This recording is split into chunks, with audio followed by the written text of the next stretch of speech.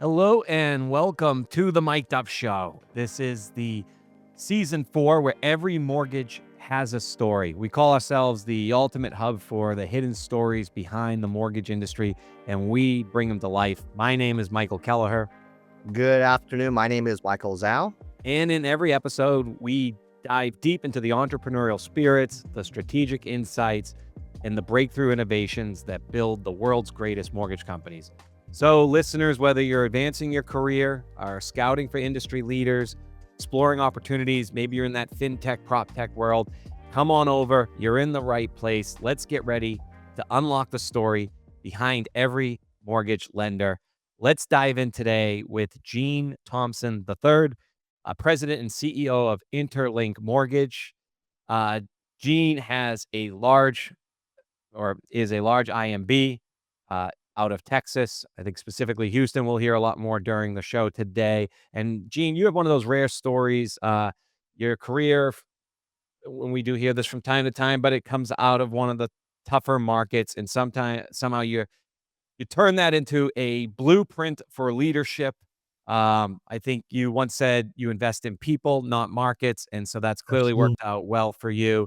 Maybe we could start with one of those stories, and actually to give some background. And I guess first, welcome to the show. Is there anything you want to introduce about yourself for our listeners as they join us in this journey? Yeah, no, I mean, first of all, I appreciate you guys having me on. Great show, and it's a honor to be a part of it. Look forward to having a spirited conversation with you guys, and hopefully someone out there can take something away from it and help them in their day to day.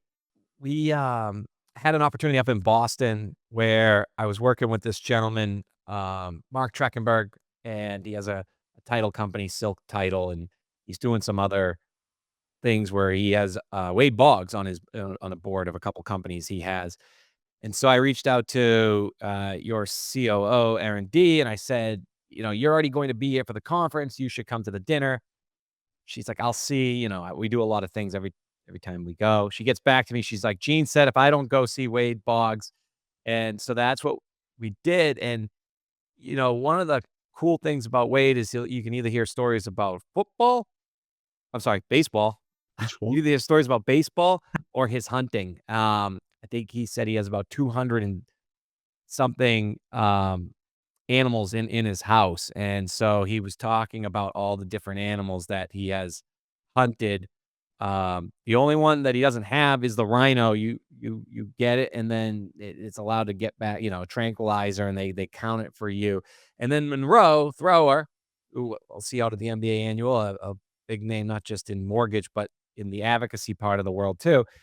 He started talking about Gene Thompson, and I'm not even sure if Aaron was there at the time, but he said he has a friend, and he started telling him this grizzly bear story. So I'm taking a left turn here on what I originally was going to ask you.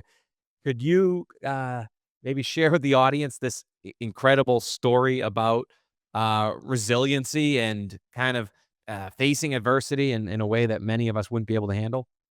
Yeah, you bet. So, to your point, the gentleman that you're referring to is the founder of InterLinc, and my partner for many years, and the majority owner for many years, a gentleman by the name of Jim Van Steenhouse, brother of mine, dear friend of mine, mentor of mine. And he was physically attacked by a grizzly bear on a uh, moose hunt. They were bow hunting. I believe it was in 2016, 2014 or 2016. I believe it was 2016. Um, and I was supposed to be on the trip with him. He and I do a lot of hunting together. You mentioned Wade Boggs, baseball and hunting; those are two extreme passions of mine. Boggs is a grinder; it's why I love him. So I was supposed to go on this trip with Jim. We did one big trip together every year, hunting moose, sheep, elk, etc. I didn't go this year because I was extremely out of shape, and it was a pretty grueling hunt. He'd been gone about three or 4 days, and I get a phone call from his wife, um, and all I got was, "Jim's been attacked by a bear," and the phone cut off. Well, it comes to find out, the phone got cut off. I was here at the office. The phone got cut off because there was an emergency breakthrough coming into her line from a satellite phone. Um, um, and the first thing that went through my mind was he's moose hunting. Like, did you mean a moose? So start making phone calls and calling outfitters and kind of piecing it all together. And the long and the short of it is that he was sitting up on top of a big knoll, if you will, a knob in the mountains, and he and his guide and a grizzly bear flanked them.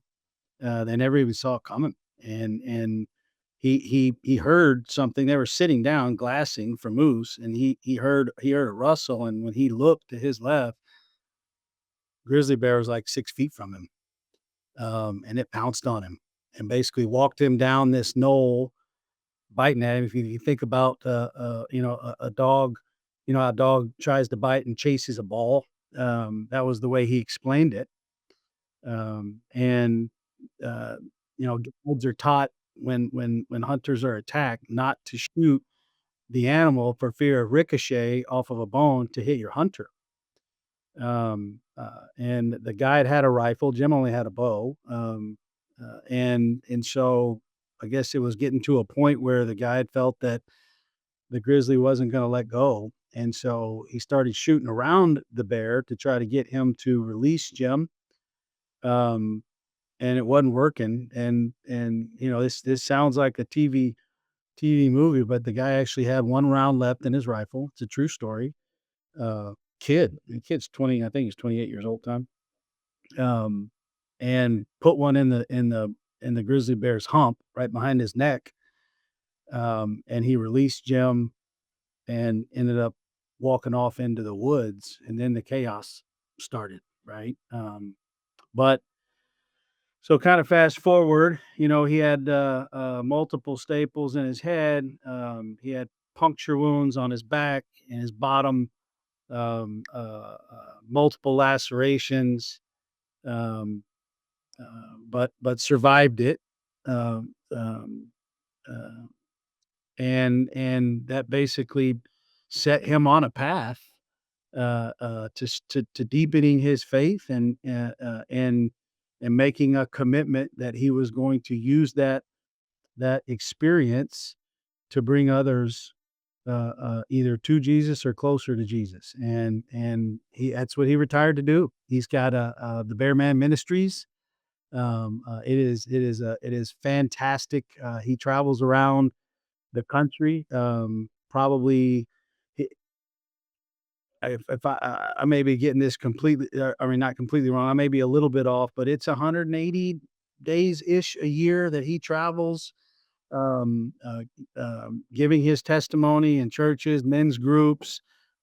This year, he was actually fortunate enough, for any Clemson fans. He went and Clemson had the football team had him come out and prior to preseason. I don't know if they'll have him back because they haven't started out too well, but nonetheless, he got a chance to go hang out with Dabo, I guess it is, and so he's been some pretty cool places. It is a fantastic story, and he delivers it well, and has used that opportunity uh, uh, uh, to bring a lot of people to know Jesus Christ. It's awesome.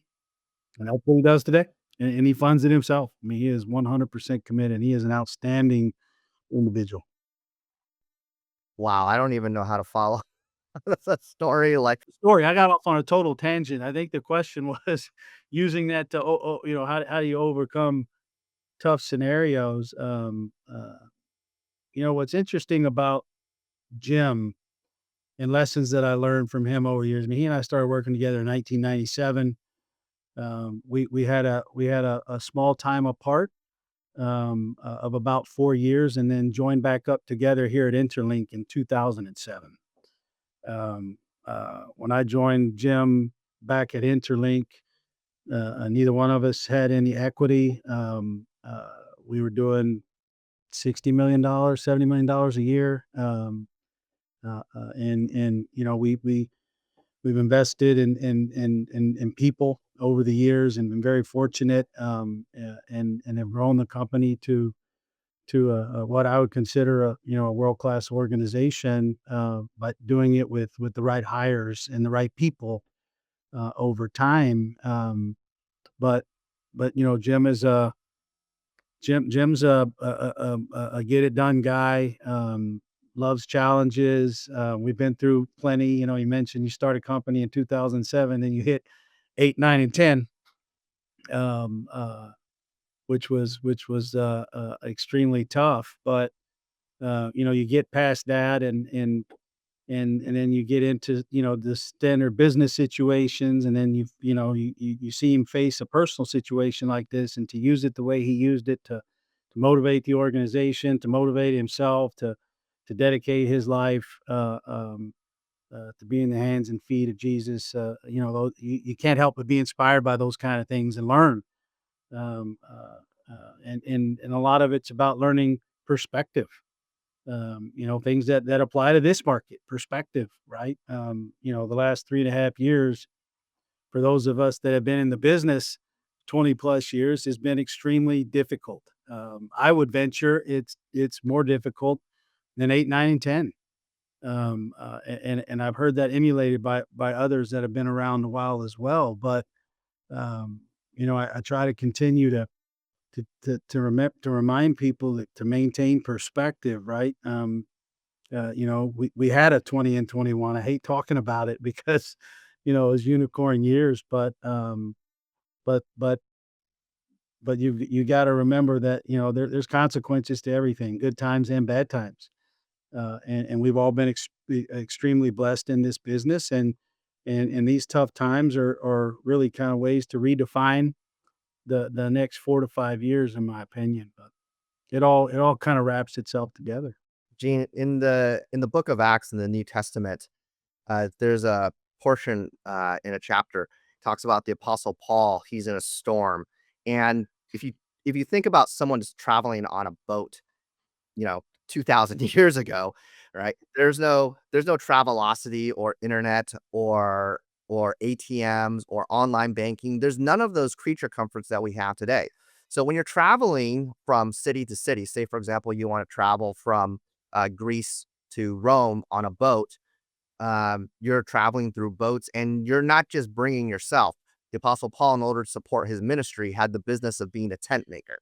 So he needed someone to hold his money in Roman currency, in Greek currency, in Assyrian currencies, because he was selling tents. He needed people who were going to be able to sell the tents. He needed the salespeople. He needed ops people and the sailors to travel from city to city.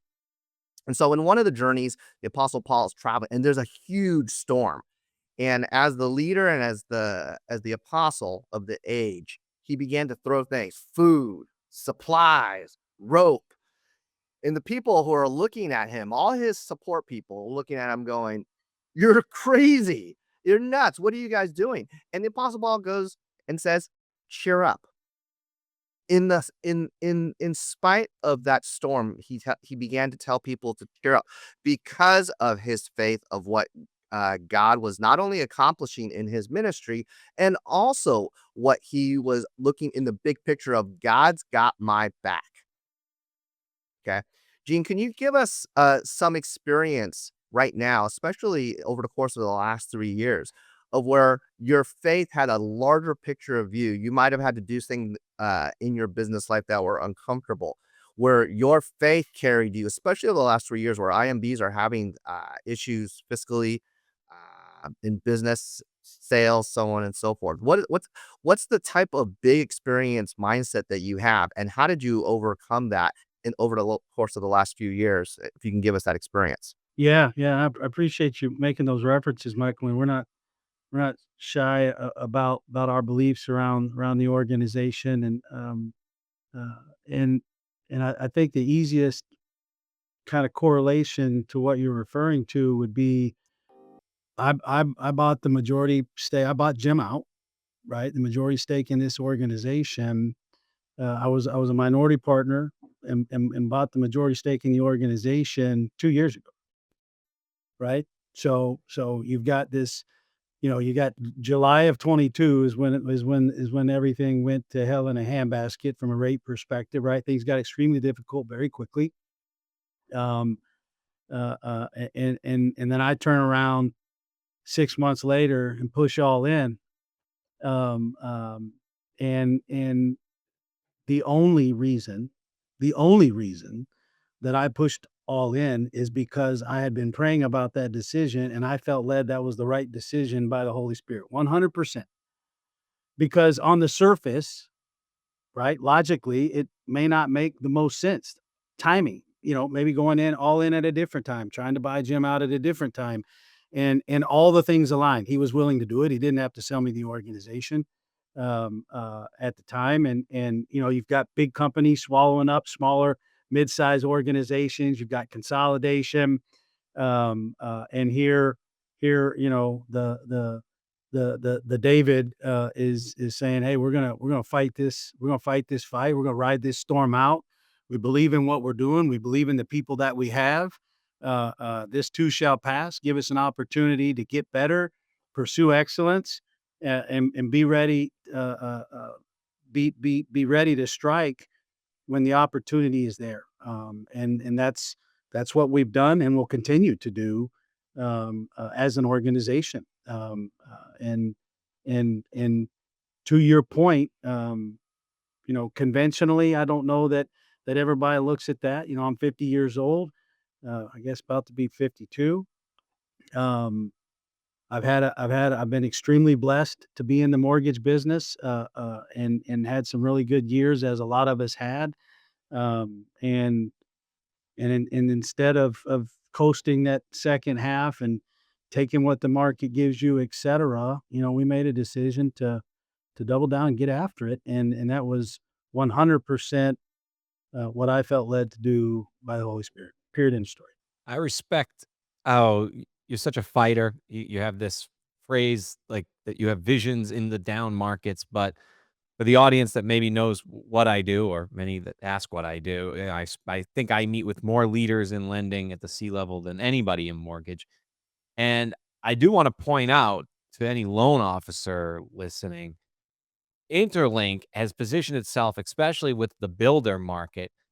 We don't want to give the perception it's a down market there. In fact, the optimism there, the amount of units per loan officer, or the production you're doing with the amount of loan officers you have is exceptional. It's far exceeding the majority, if not all, the conversations I am having. So I can see why loan officers would be attracted to going to where this green um eh, this green world is. I don't want to get it confused with the other green, but there's an energy there where it's growing.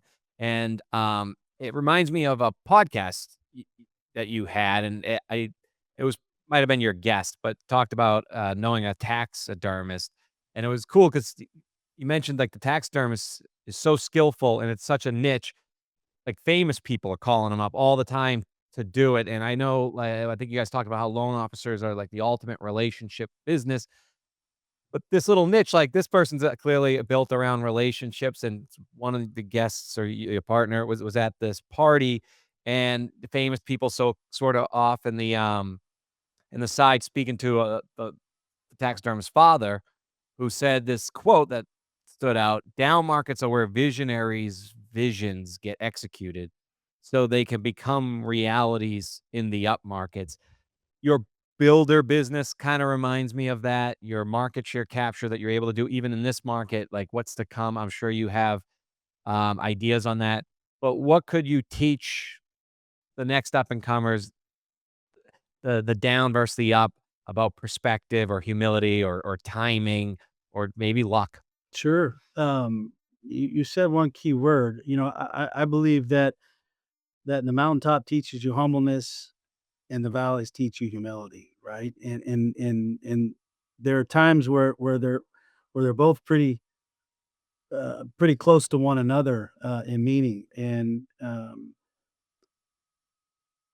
growth doesn't happen without valleys, right? Mountains have two sides. There's no such thing as a mountain that goes straight up and doesn't have another side to it.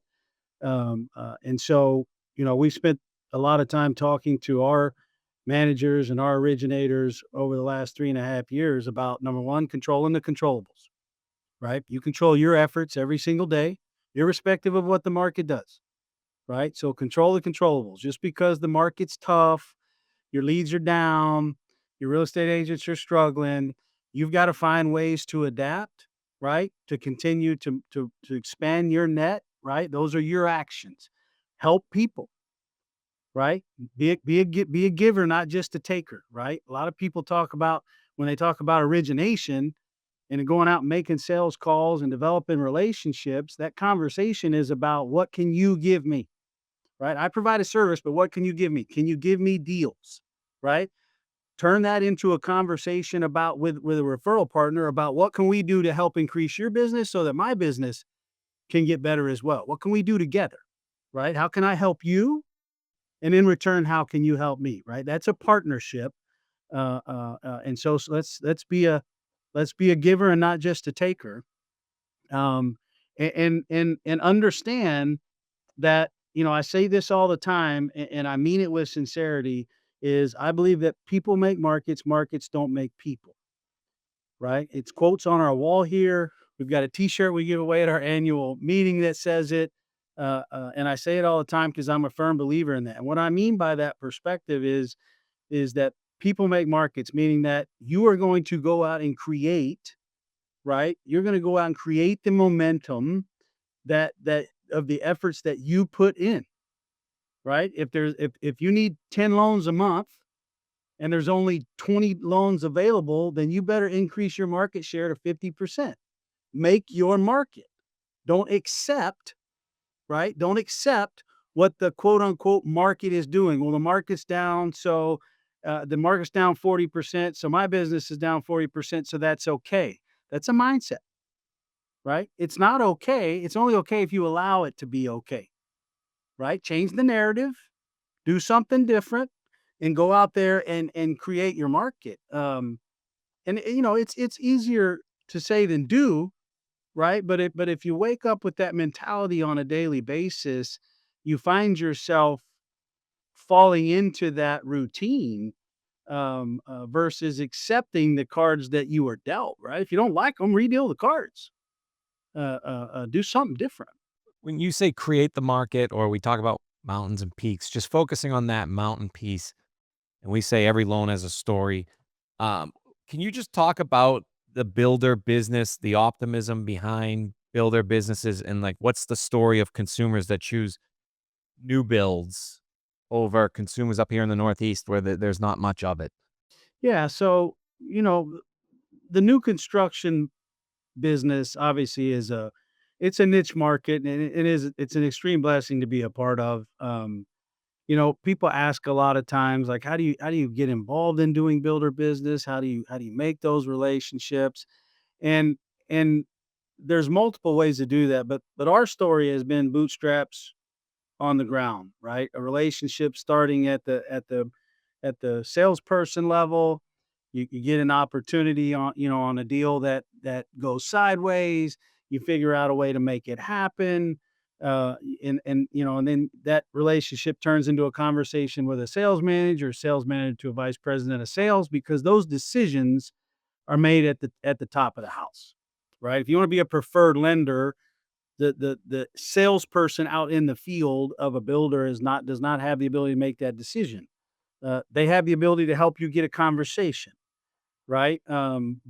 But new construction over the last few years, when the resale business has taken a hit, has obviously been a bright spot in our industry, uh, uh, uh, for a couple reasons. Number one is they have the ability to control their inventory, right? They're making the determination of the investment that they're going to make and the amount of houses they're going to put on the ground.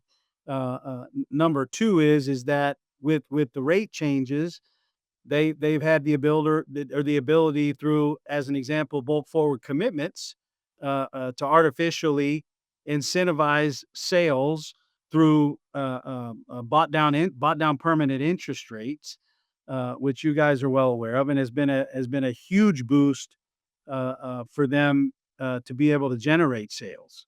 So those two pieces have allowed them to continue to keep a lot of the momentum that has been lost in the resale part of the industry.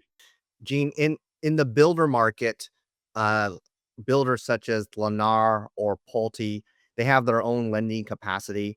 And what I've read a lot on group message boards and social media is that a lot of originators on the retail or even broker, they commiserate together on how builders have been unfair in pricing, how they lose out, and the originator can do better. It reminds me of how when the apostle Paul was in jail in Rome, he could have been lamenting over, I don't have enough business, or I can't do this. I can't lead my people. I can't do this.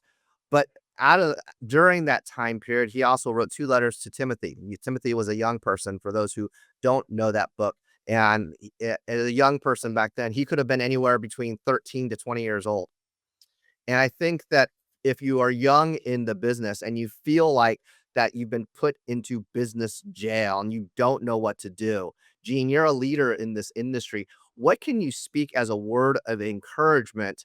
Because everybody's in the same situation when it comes to the business, but you've been able to use builder business. You've been able to encourage your people. What is some of the encouraging words that you would say in order to, number one, as a C-suite leader, and then number two, to the originators that are out there that would be considered an interlink, that would encourage them to not only be better versions of themselves, but do better, because the implementation of doing is just as important about the being and the mindfulness of it. Sure, I've had conversations with individuals, young people that have asked me, should I get into the mortgage business, or I heard it's a terrible time to get into the mortgage business, and I believe that's completely opposite. Right? First of all, this business, the mortgage industry needs younger individuals that want to choose this as a career. And quite frankly, as an industry, I don't think we do a good job of that, myself included. Um, uh, as you well know, y'all talk to a lot of people, and I don't know what the percentage is, but it's extremely high, the amount of people that fell into to being in the mortgage business. They knew somebody, they got started in a refi boom because they had, they somebody convinced them that they can make a bunch of money, whatever the case may be. They didn't go to school and start out as they're young saying, I want to be a mortgage banker, like people talk about being a firefighter or a police officer. So we got to do a better job. But getting into the business today, you've got to learn how to sell. You've got to learn how to grind. Right? You've gotta learn how to get your audience.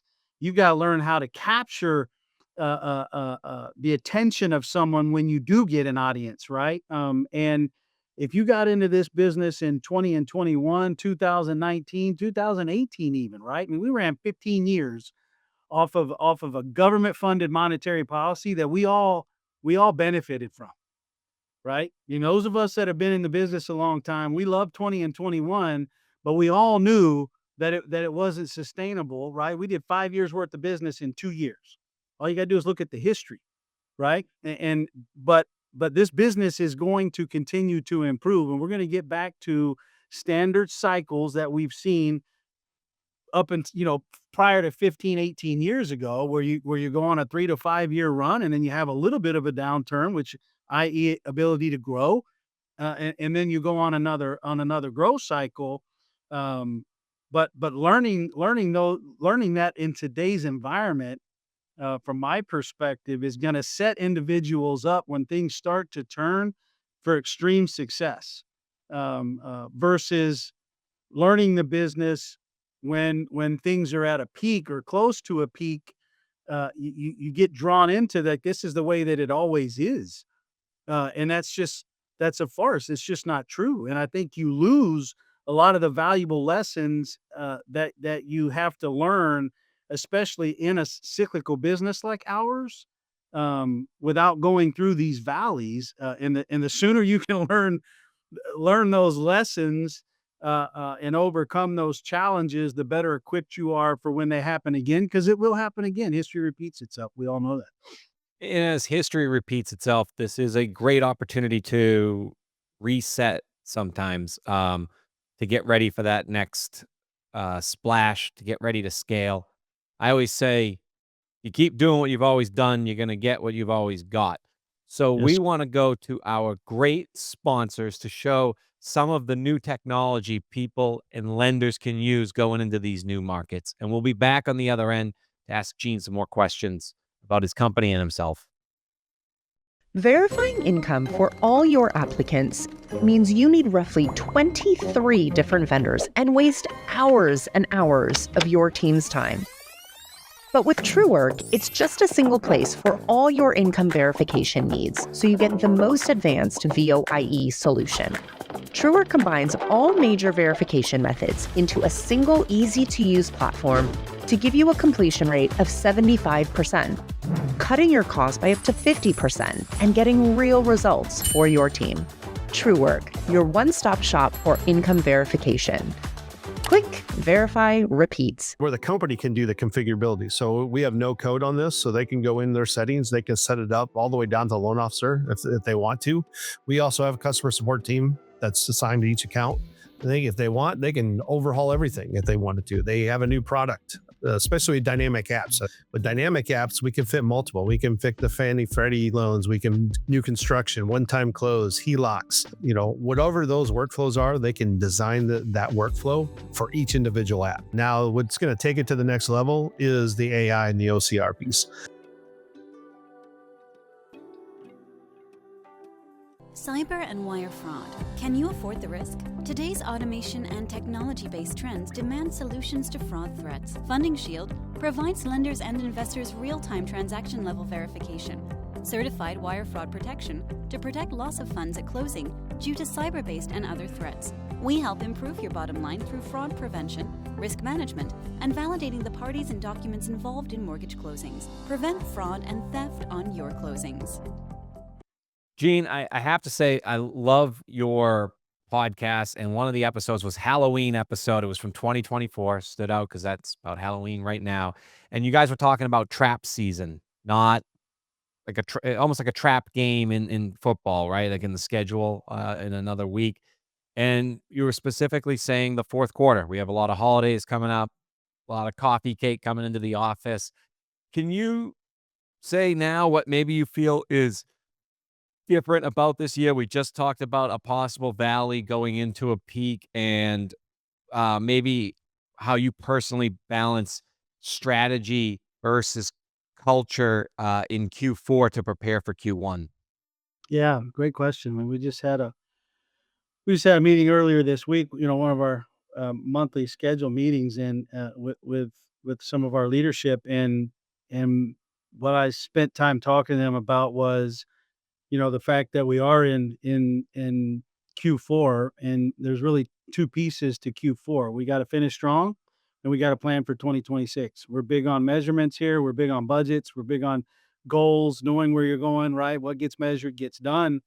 And that's a lot to juggle because you've also got holidays, right? And everyone deserves to spend time with their family and enjoy those seasons in Q4, and which makes it that much more important that when you're not enjoying those holidays with your family and you're at the office, you gotta be extremely focused because you got to juggle two pieces. And so, I encouraged individuals to number one, start thinking about what they want to accomplish in 2026.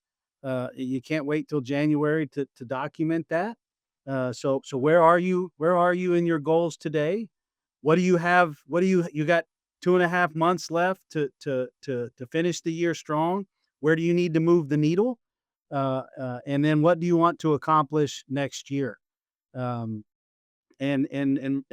start focusing on both of those. And as you start having conversations, when you're setting goals as a producer, right? A lot of that's going to depend on the amount of referrals that you get from your referral partners, right? Especially if you're referral-based loan officer. You're not dealing with strictly business to consumer, which is how we are based as an organization. We are a referral-based organization, B2B. And so, uh, uh, I encourage them to get their referral partners in as a part of that goal setting conversation, right? Because as we discussed earlier in the podcast, it's a partnership, right? What can I do to help you? What are your goals for 26? If you don't have them, let me talk through that with you, where we can set some and encourage them to set goals, and how can I be a part of that? How can I help you achieve your goals in 26? And then let me tell you how you can help me achieve mine, right? Where that provides that piece of accountability to a referral partner. And a lot of salespeople, right, originators, specifically, are almost timid about holding referral partners accountable. But I think it's essential. But it's hard to hold them accountable if you don't have a commitment, right?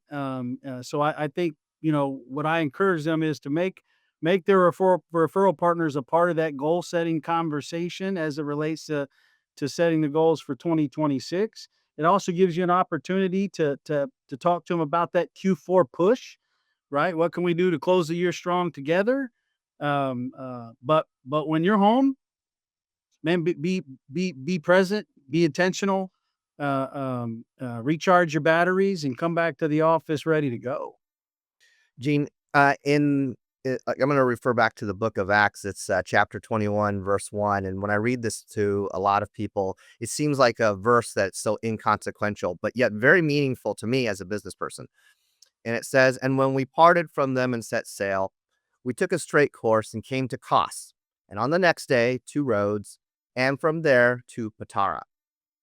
There's no these or thous or go and do things or anything like that. But the significance of the Apostle Paul traveling as a tent maker was twofold. Number one, he had a business to run, but his business was for the larger purpose, in order to spread the gospel of God. And when in the first part says we parted from them, and like I mentioned before, he had his bankers with them, with the currencies of the Roman, the Grecian, and the Assyrians. He also had to bring his the people who were selling tents, and the people and the bodyguards, because you can't have all that material and not have people protect you. So you had security people, you had sailors, and you had all kinds of people. And what I often tell other salespeople that are in the business is that not only is it important for us to be able to sell, it's also important for us to remember our ancillary partners that are protecting us, whether it's title or escrow, not just the realtor referrals or financial advisors that are taking us from point A to point B. Um, and and secondary for you as a leader, in this verse, the author of this book is actually Luke, and I've sailed on a cruise ship, a modern cruise ship, from Kos to Rhodes, and that took me 2 days on my king size bed, and plenty of all you can eat foods on the cruise, but yet still very meaningful to me, because I understand what was the actual journey, watching the Mediterranean Ocean from place to place. Can you know, in that bigger picture journey, there's a story of how you actually had a pastor as a mentor, and in that, uh, we have all kinds of people, not only referral partners, but also the ancillary partners that bring us through, including people of faith. So we have a bigger picture journey. Can you can you help us understand what is it like for you to build your culture in the way of not just having business, but having the bigger picture journey, and how it's affected the overall culture of operations inside of your business? So it's a lot to unpack. So let's start with we'll start with the bigger picture from a culture perspective, right? I think culture is something that you have to feel, right? Everybody talks about it. We talk about it. We're extremely proud of the culture that we have. We're very intentional about what we do and how we do it. We're very intentional about building relationships with our team members, um, uh, giving them platforms to express themselves, recognition, all the things. Right? I told you earlier in the podcast, we are not shy about what we believe and who we believe in. We don't have a problem starting meeting with a prayer or closing with a prayer, but I'm also a firm believer in you got to meet people where they are. So from a bigger picture perspective, I have a platform. There are some people that believe their business isn't their ministry, and some people believe that their ministry is their business. Um, uh, I believe that we have an opportunity um, uh, to lead by example. Um, uh, we all have faults. We make mistakes, but being humble and being showing humility, and just being real with the individuals that work at your organization, um, and giving them a platform to express their faith, and giving them a platform to ask questions should they want to ask questions. We're not going to force anyone to believe what we believe, but we're going to give them an opportunity to understand why we believe what we believe, uh, uh, uh, to to to to to plant the mustard seed, and let God do the rest. Right. Uh, uh, we don't save people, he does. Our job is to introduce him, right? And we're not shy above that. And ultimately, when you asked about our mentor, so there's a gentleman by the name of Sal Saberna, Pastor Sal Saberna. Um, I was introduced to him by Jim many, many years ago. He was a big part of helping Jim get his ministry off the ground in the early years, and he's continued to be a part of this organization. Uh, um, uh, he participates in our annual meeting. He's a personal mentor to myself and James Durham and Caleb, a handful of us here that we meet with them every other week. He's a very smart businessman to boot, in addition to being a pastor and a strong man of faith, and so it helps us it helps us business wise, it helps us spiritually, it helps the combination of the two, which from our perspective is extremely important. And it is a big part of I think the foundation of this organization, in helping us lead in the way that we lead from a leadership team, which once again, from our perspective, is extremely important. Listening to you, you clearly have an old soul, which I think a lot of us that were growing up with parents that still that certainly respect that. But you do have this modern aspect to your mortgage company that stands out to me. There's actually a book coming out. I haven't really told anybody, but I got to write a chapter in it. So now technically I'm an author, right? But my chapter was called Winning Your Zip Code for the modern mortgage company. And I said to get market share, you have to create, or part of my plan is you need your own podcast. That's what this has taught me. It's not about the vanity metrics. It's actually about the guests, I believe. Um, you have sweatpants and neckties. Can you just share with us what you've learned by building an authentic audience, or just a micro brand within your brand and your view of podcasts in zip codes or in local areas? Yeah, so sweatpants and neckties came out of the COVID era, right? That's where the name came from, right? Because everybody's wearing a necktie and they got sweatpants underneath, and you just can't see them, right? I can't take credit for the name. That's my partner James Durham. He came up with it. But we started utilizing video in 2020, when everybody, mortgage business, if you weren't an underwriter or a closer, you're in the office, right? So we're seeing everybody every day. Loan officers obviously were out and about, but my point is everybody got dispersed and disconnected very quickly, and so we started using a live stream. Jim and I did at the time. He was a CEO, I was a COO, and we were giving up. We were doing a live stream every other day to our organization so that people could tune in and hear what's going on in the market. Because if you guys recall, man, things were changing fast. Investors were every day. We're not taking locks. I'm not taking this FICO. When are we going back to work? How are we closing loans? All those things, and emails weren't going to cut it. right? So we started doing a live stream. Didn't know what we were really doing, but we went out and bought a camera and we made it work. And that's really kind of evolved into we still do a recording that we release to the organization once a month. James and I do it. James Durham and I do it today.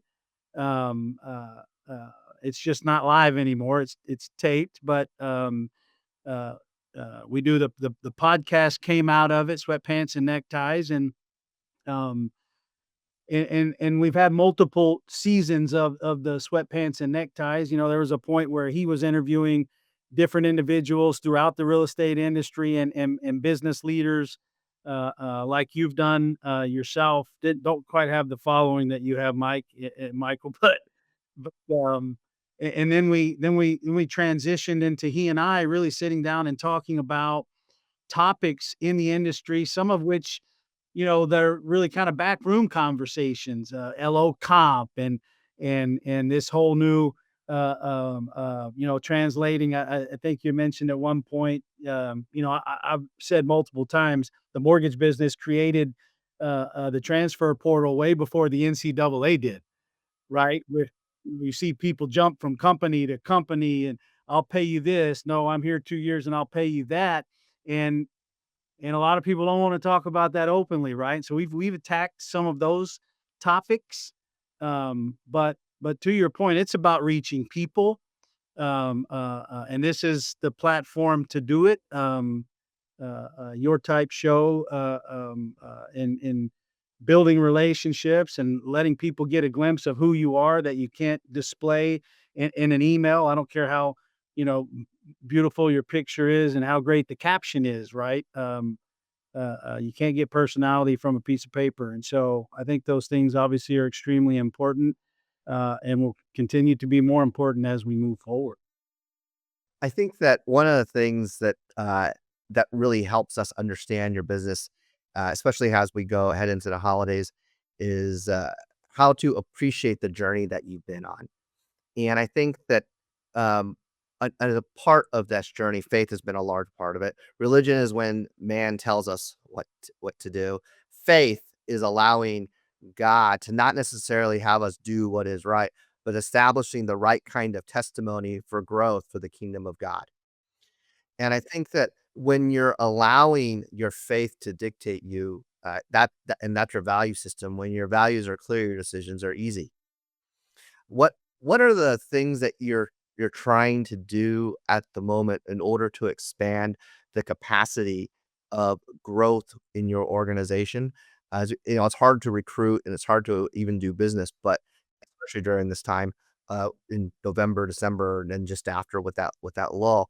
So, how do you establish yourself for the growth, not only by faith, but in recruiting and expansion, especially during this time when people are actually beginning to look even more?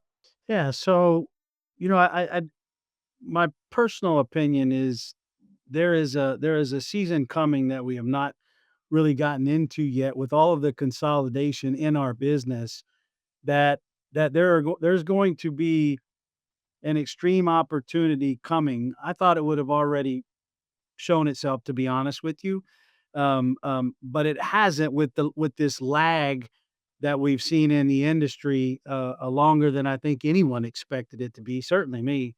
But you know, the realization I believe, and what I continue to tell people is we finally gotten to the point where we have figured out that the light at the end of the tunnel is a light and it's not a train, right? I believe we're on the other side of this, right? Still have some tough months in front of us. Don't get me wrong, and there's a lot of factors in the market that need some adjustment to really get back to that pinnacle that we all want to see. But we are going to continue to see things get better and better and better. And I think it's going to be a slow return to the top of the mountain, which allows for sustainability, right? I'm an instant grat guy. We all are. We're in the mortgage business, but we're not getting that this time. But the truth of the matter is that that is going to be good for the industry long term. Hard to say that, but that's the truth. But preparing for that and continuing to understand and keep that in your forefront that look, things are going to continue to get better. I think the attitude of the industry in itself has gotten better. I think people are starting to get excited about the business again. At least that's the way that I feel when I talk to others.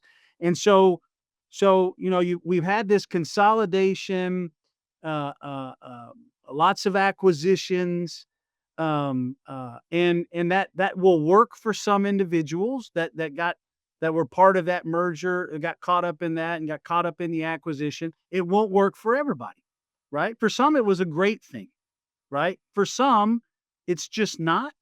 And so I think there's a segment of those originators and branch managers into the future as the market continues to strengthen, right? That confidence of, okay, this may have worked for Bob down the street when we merged. It's just not for me. They'll be looking for opportunities at this particular moment. I think a lot of individuals are, whether it's where they want to be long term for the next 10 years or not, they're comfortable and they feel safe in the environment. And so looking to make a move isn't necessarily in their purview from a timing perspective, but that individual will be looking for opportunities in the future. And what we are doing at InterLinc is putting ourselves in a position to be able to take advantage of that for the individuals that see InterLinc obviously as an opportunity for them to further their career and make a home here. We tell people all the time, we are positioned and we're an organization that is big enough to have what you need and small enough to care about what you want. That kind of sums up who we are. Um, uh, um, it's a very intentional organization and with a very strong culture and supreme execution. And that is going to be appealing to individuals from our perspective. At least that's our plan as we move forward into the end of the year and into 2026 and beyond. I think that's a great story or perspective I haven't heard yet. I always end up with boat quotes, but I always like the one, a boat's always safest in the harbor, but that's not where it's meant to be. I do feel similar. The industry, we got a bunch of boats in the harbor, and you can look over and people are partying on the back of that one, but it may not be worth the move. But once everybody starts to go out of the harbor in the next year or two, and you start to see this boat moves faster or this boat seems to have, then I think people are really going to want to move for what suits them the best or what they feel is the best for their journey. Or maybe it's the people on the boat, like Michael was talking a lot about today. So that's a really great way of putting a cherry on the top of why any loan officer who listened to this all the way through can see that this is a boat that we endorse you should get on. And that's why we really appreciate you joining us here.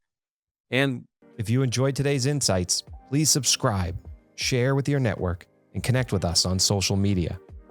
Until next time, keep pushing the boundaries and uncovering the stories that drive our industry forward.